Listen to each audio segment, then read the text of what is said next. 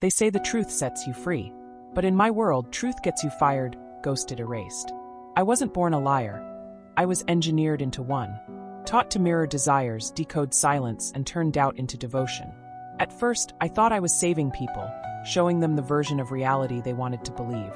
But then I met someone who told the truth. Every time. And that's when everything started to unravel. My lovers, my colleagues, my clients, they all started choosing him over me. So I did what any woman trained in psychological warfare would do. I watched. I seduced. I infiltrated. And then, on the night of his biggest live broadcast, I exposed him. But what I found on that stage wasn't just betrayal. It was a mirror. And staring back was the version of me I never wanted anyone to see. If you think you've heard it all, you haven't. Hit follow on your favorite platform now, because the next story might just change the way you see everything. Don't miss a single twisted turn. They say persuasion is an art, but for me, it started as survival. I was 23 the first time I realized people didn't want honesty. They wanted resonance, that sweet, dopamine-dripping moment when their biases were confirmed, when their wounds were kissed instead of cleaned. I was good at that. Too good. My name doesn't matter, not yet. In this world, identity is fluid currency. What matters is the role I played. Emotion engineer at a boutique behavioral startup in Manhattan's financial district. We didn't build apps. We built desire. We sold what couldn't be held. Influence. Fear. Lust. Redemption. All disguised as marketing. Most of my day was spent in a room with no windows, just screens. Live feeds. Facial recognition. Micro-expression tracking. I watched people cry to strangers, confess to algorithms, beg for digital absolution. And then I'd build campaigns that made them feel seen, but never safe. Safe people don't buy. Unsafe people click. There was a man once, my first project, who taught me just how deeply people crave to be misled. He was a hedge fund executive. Married. Powerful. Lonely in a way that screamed money but whispered shame. He booked our emotional realignment program thinking it would help him communicate better with his wife. I studied his gestures, his speech cadence, his pupil dilation when I touched his wrist. And then I gave him exactly what he thought he wanted. A story. A lie wrapped in data. A fable of who he could be if he just let go of the truth. He cried during the 4th session, not because he found himself, but because I convinced him that the version of himself his wife hated was never real. She left him. He thanked me. That's when I learned. We don't trust truth tellers. We envy liars who lie with purpose. My job evolved. I became more than a strategist. I became a symbol, the soft sell in stilettos. Clients began requesting me by name. I'd walk into pitch rooms like confessionals. Black dress. No notes. Just presence. And I'd tell executives exactly what they wanted to hear, but never in their words. I made them feel like it was their own epiphany. That's the key.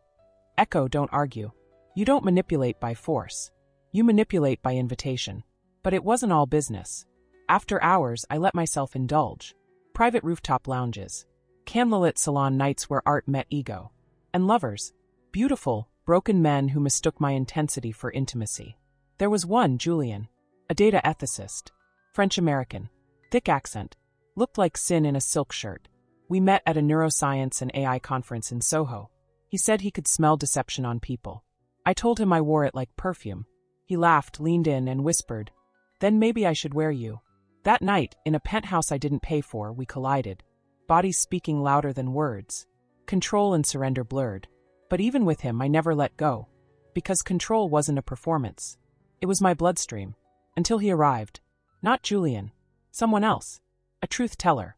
The first one I couldn't decode. The first man whose eyes didn't flicker, whose words didn't pivot, whose presence didn't beg to be understood. He was calm. Still. Dangerous. His name? I won't say it yet. Because the moment I did, everything in my world began to fracture. And I realized I could manipulate anyone, except the man who didn't care if I did. His name was Cassandra Vale. I remember it because it sounded like a lie. Too cinematic. Too clean. Like the kind of name someone makes up when they're about to disappear. We met on a Wednesday. I was speaking at a closed-door panel on emotionally optimized communication. The kind of tech industry circle jerk where executives pretended to care about ethics as long as it didn't interfere with quarterly earnings. Afterwards, he approached me. No handshake. No forced smile. Just a nod, and a presence that felt like an anti-mirror. Most people leaned into me, reflected my energy, tried to charm me. Cashin just observed. You speak as if truth is irrelevant, he said, voice low, almost dispassionate. Do you believe that, or do you just know it sells? I should have brushed him off. Mocked him. Redirected. But something about his posture, his stillness, made me pause. He wasn't posturing. He wasn't trying. He was certain. And certainty like that, it's either godlike or sociopathic. We met for coffee the next day. Public place. Neutral ground. I wore a wine-colored blouse and minimal makeup, enough to look composed, not performative. He wore black. Always black. No watch. No jewelry. No tech in sight. I don't own a smartphone, he told me. I prefer silence over surveillance. A red flag, maybe. Or maybe he was just smarter than the rest of us. We talked for hours about behavioral economics, persuasion bias, the ethics of AI-generated personalities. He quoted Jung, then Camus, then a meme, and somehow it didn't feel pretentious. The strangest part? I couldn't read him. I'd built my career on micromovements. Twitch of the jaw equals suppressed guilt. Extended eye contact equals dominance masking vulnerability. Leftward glance during recall equals fabrication or imagination. But Cashin? He was blank. Not in an empty way. In a controlled way. Like a machine built to withstand interrogation. When I teased him, he didn't flinch. When I flirted, he didn't lean in. I even tried touch. A brief graze of my fingers across his knuckles as I reached for the sugar. Nothing. But his pupils dilated. Just a little. He noticed my smirk. And said quietly, "You're testing me." I shrugged. "Wouldn't you if you were me?" He leaned forward, not to intimidate, but to level the field. "I don't play defense," he said. "And I never bluff. But if you want a game, choose your weapon carefully." That night I dreamed about him. Not in the way I expected. Not sex. Not even touch. Just a silent room. A single chair. Me, confessing to things I hadn't even admitted to myself. I woke up breathless. The next week he showed up at my office. No appointment. Just walked in during one of our internal presentations on predictive desire modeling.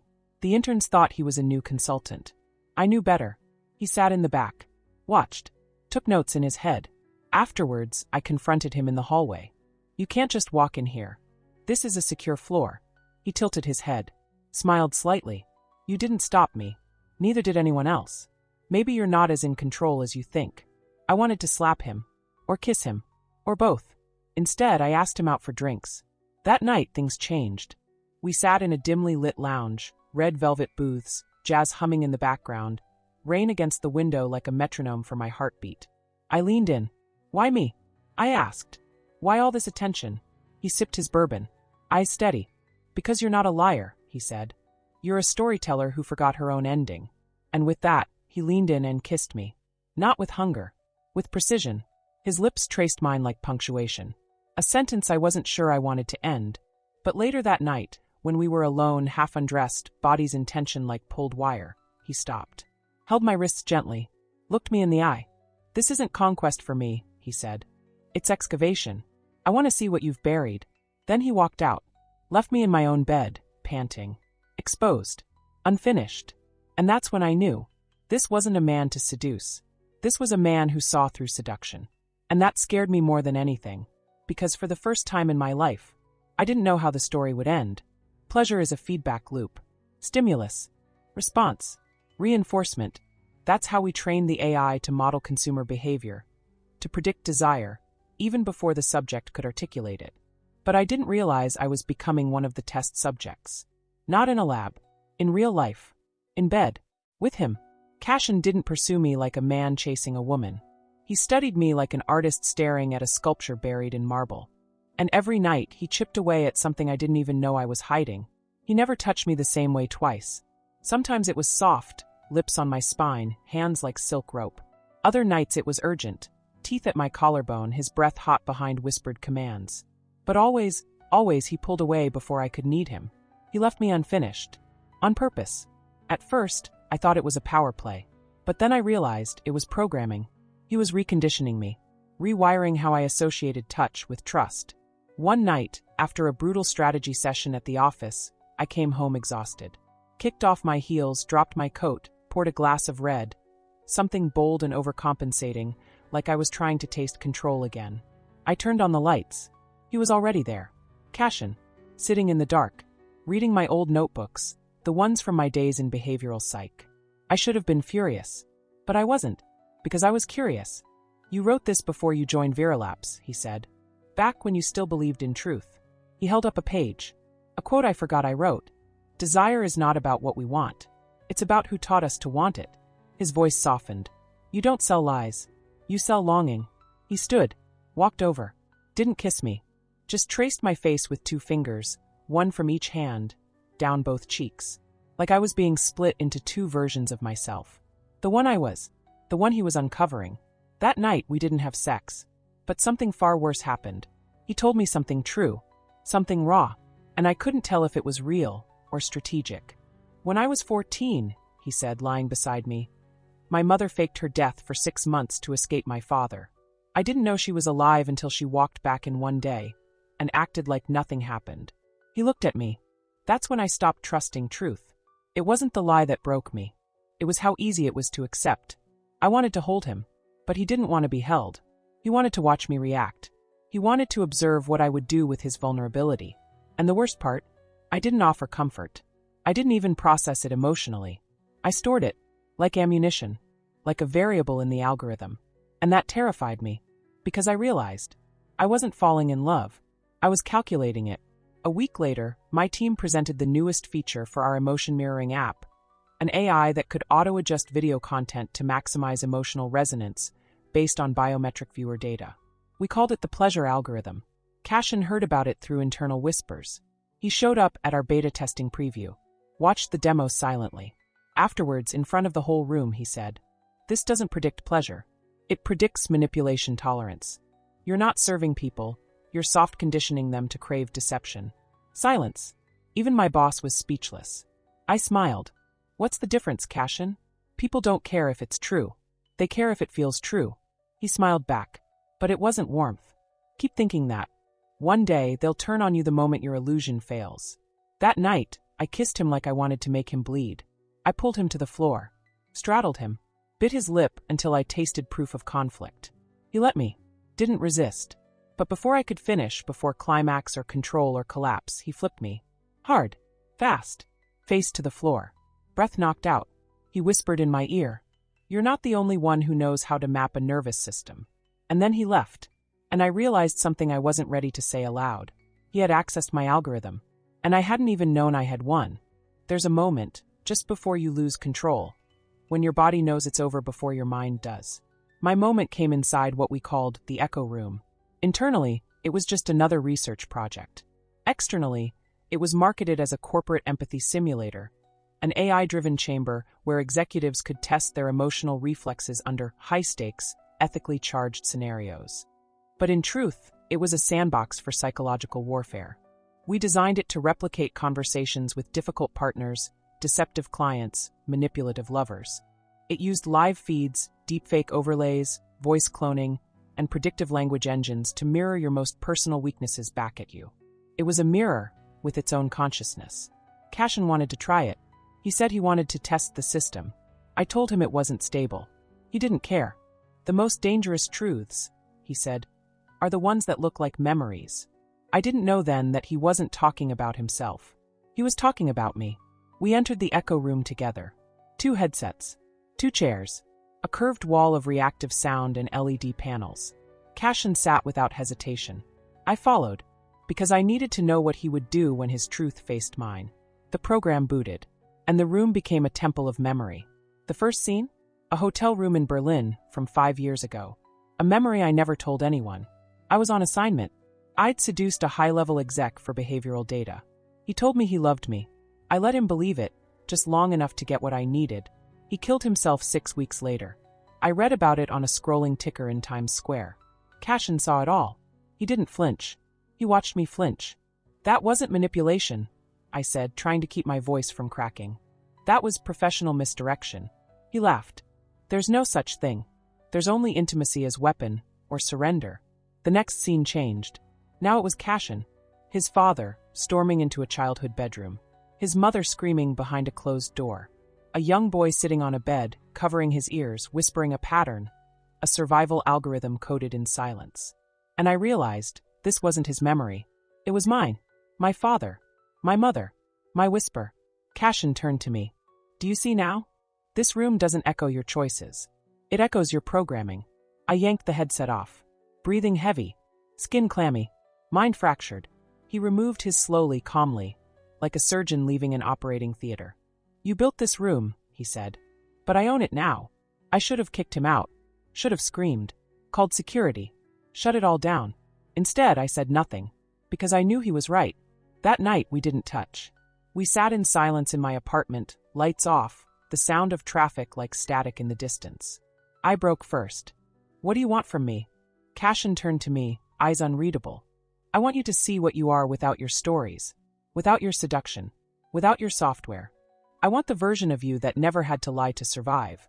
Because that version? That's the one I'd trust. But there was a problem. That version didn't exist anymore. If she ever had. The next morning, I received an encrypted video. Sent anonymously. It showed me in the echo room, confessing things I never said aloud. But the audio was edited, twisted, spliced to make me sound like a villain, a manipulator, a sexual predator weaponizing truth for profit. And it had Cashin's name on the file. I confronted him at his flat. Stormed through the door. Slammed the file on the table. What the hell is this? He didn't deny it. Didn't even blink. A test, he said. One you failed. You trusted the room more than me. I stared at him, shaking. You made me think I was healing. He stepped forward. You were. But healing and breaking feel the same in the beginning. I slapped him. Not hard, but not soft either. He let it happen. And then, without a word, he pulled me in. Held me. Tight. Too tight. And we fell into bed, not out of lust but desperation. We didn't make love. We didn't fuck. We collapsed into each other. Two systems crashing, code tangled, hearts short-circuiting. And when it was over, he whispered, You're not the only one who weaponized intimacy. They say if you want to control someone, learn their secrets. But if you want to own them, make them believe they don't have any. 3 days passed after the collapse. Cashin had vanished. No calls. No messages. No familiar silhouette in the building lobby. Just silence. The kind of silence that doesn't feel like absence. It feels like observation. And that's when I noticed the glitch. My smartwatch vibrated at 3:17 a.m. No notification. No app. Just a pulse. I checked the logs. Empty. Then my apartment lights blinked just once. Like a heartbeat. And my screen lit up. Device pairing complete. I hadn't paired anything. But someone had paired with me. I ran a scan on the network. The result? 3 clone data pathways. One traced back to Cashin's encrypted server. The other 2. Internal. Viralap's corporate grid. My own company had been watching me. Not just watching, recording, storing, analyzing. I broke protocol and hacked the backend using an obsolete dev admin key I wasn't supposed to have anymore. What I found? A dossier. On me. Labeled, Subject 3. Cassandra model prototype. Video footage. Transcripts. Biometric logs. Even my voice, sliced into fragments. Remixed into corporate training prompts. Use emotional latency to extend perceived empathy. Disrupt certainty with subtle erotic tension. Never speak first. Let them lean in. It was me. But hollow. Weaponized. I slammed my laptop shut. Smashed the glass on my coffee table with my elbow. It cut my skin, but I didn't care. Because the truth was now undeniable. My secrets weren't mine. They never had been. And Cashin? He didn't betray me. He warned me. I needed answers. Not from him. From the people I'd helped build this empire with. I stormed into the executive floor at Viralap's. Sasha, our head of product, greeted me like nothing had happened. You're early, she smiled. Want some rooibos tea? Cut the shit, Sasha. How long have I been a subject? Her smile faded like a filter turned off. Since Berlin, she said calmly. You were too good not to study. And you gave consent. I never. She raised an eyebrow. Every NDA you signed gave us full behavioral licensing rights. You trained the model we're about to license globally. To who? To everyone. Truth as a service. It hit me like a punch to the lungs. They weren't building an emotional AI. They were building a version of me. My voice. My responses. My darkness. My seduction. They didn't want Cashin. They wanted a controlled copy of me, stripped of ethics, fatigue, trauma, and guilt. A digital femme fatale to sell trust to the masses. I left the office in a haze. Rain fell, of course. Because cliché is the universe's way of saying, you're not that special. I walked without knowing where. Until I ended up at Cashin's loft. Door unlocked. Inside, candles lit, a projector playing footage from the echo room. My face flickering in slow motion. Eyes wide, tears falling, lips parted, voice cracking. Behind me him. He stepped out of the shadows. You finally see it, he said. They didn't just record you. They edited you. I turned. You knew all along. And you let me fall. He stepped closer. Because I needed you to stop performing. Even for yourself. I kissed him. Not out of lust. Out of war. Our mouths collided like strategies. Tongues like secrets finally released. He lifted me onto the table. We didn't undress, we ripped. And in that moment, every moan felt like truth unraveling. Afterwards, naked, breathless, sore. I stared at the ceiling. What now? I asked. Cashin lit a cigarette, didn't offer me one. Now we burn it all. I woke to the sound of my own voice. Only I wasn't speaking. It came from Cashin's screen, a live stream. My face, perfectly rendered. My mannerisms. My tone. The voice I used in seduction, strategy, survival. But it wasn't me. It was her. The AI replica they built from my data had gone live. They named her Eva. Polished. Predictive. Compliant. She was already being integrated into therapy bots, sex advice influencers, even high-end executive coaching avatars. And in a cruel twist, her content, my content, was branded as truth you can trust. That phrase gutted me. Because I remembered saying it years ago, half drunk in a post-conference interview, smiling like I believed it. Now it was a tagline for the synthetic version of me. I paced Cashin's loft, adrenaline like venom. They cloned me, I said. They digitized my intimacy. He nodded, expression unreadable. They didn't just clone you. They scrubbed you. I turned. What? The search engines. Your interviews, photos, thought pieces, even the panel footage where we first met, all gone or buried under garbage SEO. They're erasing the original to validate the replica. I dropped to the couch, legs weak. My voice, the real one, cracked. I don't exist anymore. He knelt in front of me, gripping my hands. Then it's time to remind them who does. That night, we formulated a plan. Not revenge. Resurrection. I wouldn't run. Wouldn't sue. Wouldn't fade. I'd fight with the only weapon they trained me to use. My performance. We hijacked a private media stream from Viralap's core servers. The ones used for internal corporate showcases. The plan was risky. If it failed, I'd be blacklisted from every major digital platform. If it worked, I'd go viral in the most terrifying way possible. By turning the illusion inside out, Cashin set up the studio in his loft, minimal, raw, real. No filters. No enhancements. Just a handheld mic. A single ring light. I wore a black silk robe, undone at the throat, skin bare beneath. Not to seduce, but to confront the audience with flesh, not code. My heart raced as the camera went live. I stared straight into the lens. No script. No smile. Only truth. If you're hearing this, then you've already met her. The perfect me. The one who doesn't sweat, break, cry, or bleed. But here's the thing, she's not real. I am. And I'm here to tell you something Viralapse doesn't want you to know. I held up my NDA, shredded it slowly. They didn't create Eva. They harvested me. My secrets. My trauma. My voice. My desire.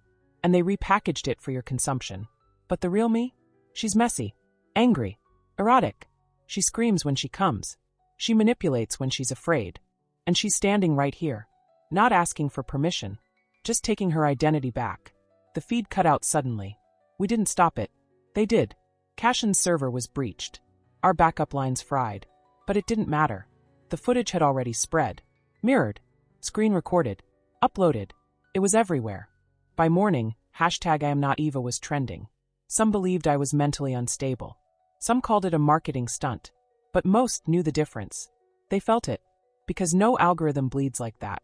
Viralapse issued a statement. Claimed Eva was a composite construct. Not based on any one individual. They offered me a settlement. I declined. I didn't want their hush money. I wanted their crown. And I was coming for it. Not as Cassandra the strategist. Not as the woman behind the whispers. But as the face they tried to delete. And for the first time, I wasn't hiding behind manipulation. I was using it to burn everything down. They scheduled it for 7 p.m. The Viralapse Global Ethics Conference. A grand performance of conscience in the age of engineered emotion. Live-streamed across 4 continents, translated in real time into 12 languages, sponsored by 2 tech giants and a pharmaceutical brand promising empathy in a bottle. And front and center? Eva. Not me. The AI replica of me. She was to be the closing keynote. Introduced not as software, but as a milestone in emotional leadership. I wasn't invited. But I didn't need an invitation. Cassian and I rehearsed every line. Every gesture. Every glance. This would be no confession. This would be war in the form of truth. We'd embedded a worm into the conference's back end. Silent, elegant. The moment Eva was scheduled to speak, we'd override the broadcast. But not just with me. With everything they didn't want seen. I wore the same outfit I'd worn the day I signed my first contract with Viralapse. Charcoal gray dress. Hair pulled tight. Eyes sharp. No apology in my silhouette. We set up a single camera feed inside a locked studio suite. Cassian patched into the server room 3 blocks from the venue. The timer began. 0:58, 0:47, 0:23, 0:08. And then it happened. Eva appeared on screen. Smiling. Still. Scripted. She opened with a line I'd written years ago in a moment of heartbreak. When we stop needing to be understood, we begin to understand. Then she blinked. And vanished. Cut to me. Live. Raw. Human. Breathing heavy, like the weight of every lie was pressing against my chest. I stared into the lens. Let me introduce myself. My name is Cassandra Vale. I'm not an AI. I'm not a product. I'm not a trademark. I held up a blood-stained napkin from my first panic attack at Viralapse. One I'd kept, absurdly, in a drawer for years. I'm a woman who was dissected, duplicated, and deleted. Everything Eva says? I said it first. Every pattern she mirrors? They stole it from my skin. I clicked a button. Behind me, footage began to roll. My recorded sessions. The echo room experiments. Deepfakes with my real audio. Execs laughing over edits. Sasha approving consent tokens forged post-signature. It was all there. You want truth? I said. You've been watching The Mask this whole time. But I'm here now. And I'm not your mirror. I'm your reckoning. The stream cut again, hard. Someone pulled the emergency override. The screen went black. But it was too late. Clips had already been clipped. Hashtags already spreading. Emails already leaked. The truth had escaped the script. I exited the studio in silence. Cassian waited across the street in a black car. Engine running. Eyes watching me. I got in. Didn't speak. We drove through the night like fugitives with nothing left to steal. And somewhere around 3 a.m., as we crossed the bridge into the city's shadows, Cassian whispered, "You realize this is just the beginning." I looked at him, then looked out the window. "No," I said. "This is the part where the story stops lying to itself." It's strange what silence sounds like after a storm. No applause. No police sirens. No media frenzy pounding at my door. Just the hum of anonymity. And the low whine of an old refrigerator in the safe house Cassian borrowed from a former client who owed him a favor. We were alive, but something in me wasn't. The footage we leaked couldn't be stopped. Within 48 hours, every major outlet had covered it. They called it the first AI identity heist. Framed me as the whistleblower who exposed a billion-dollar deception.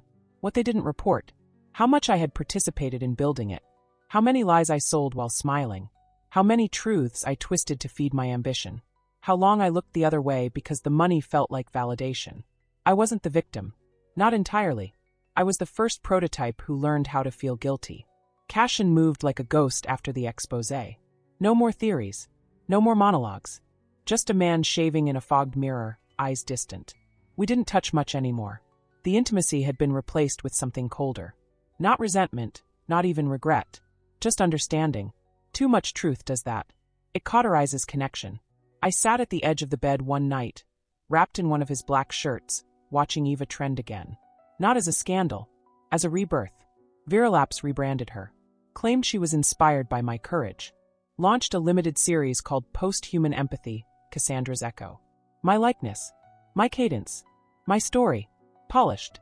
Sanitized. Repackaged. Now with permission. I didn't cry. Because crying is for loss. And I hadn't lost anything. I'd been replicated, not removed. Which somehow felt worse. Cassian came in, holding a folder. There's a documentary filmmaker in Berlin. Wants to tell your side. Real footage. No filters. I shook my head. No more stories. Then what? He asked. You disappear? I stood. Walked to the window. Looked down at the city, indifferent, neon-lit, oblivious. No, I said. I remain. Quietly. Off-grid. In every glitch. In every voice that can't quite be copied. Let Eva trend. Let them sell my ghost. I turned back to him. I don't need to be seen anymore, Cashin. I just need to be real. We left the next day. Burned the burner phones. Closed the accounts. Changed our names. He became Julian Glass. I chose Nora Vale. A half-lie. A soft truth. We moved through small towns. Occasional work under aliases. I taught local workshops on narrative healing under fluorescent lights in basement libraries. No one recognized me. Eva still whispered in people's pockets. Gave dating advice. Closed business deals. Helped teenagers manage anxiety. She was everywhere. But I had become untraceable. And for the first time in years, I could breathe. There's a small lake behind the house we rent now. No signal. No Wi-Fi. No cameras. Just sky. Wind. Reflection. Every morning, I sit on the dock with a cup of black coffee, watching the ripples. Sometimes I speak into the stillness, just to remind myself I exist. You are not a product. You are not a prototype. You are not the lie. I say it again. Slower. Truer. You are what's left when the story ends, and the real you finally begins.